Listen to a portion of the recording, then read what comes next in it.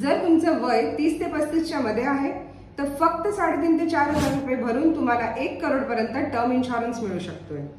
आणि फक्त डेथच नाही तर एखादा असाच कुठला असाध्य आजार डिटेक्ट झाला तर त्यावेळीही तुम्हाला ते 1 करोड पेड होत आहेत. जर अशी एखादी परमनंट डिसॅबिलिटी म्हणजेच अपंगत्व आलं की ज्यात माणूस जिवंत आहे पण काही काम करू शकत नाही, तेव्हाही तुम्हाला ते 1 करोड रुपये पेड होत आहेत.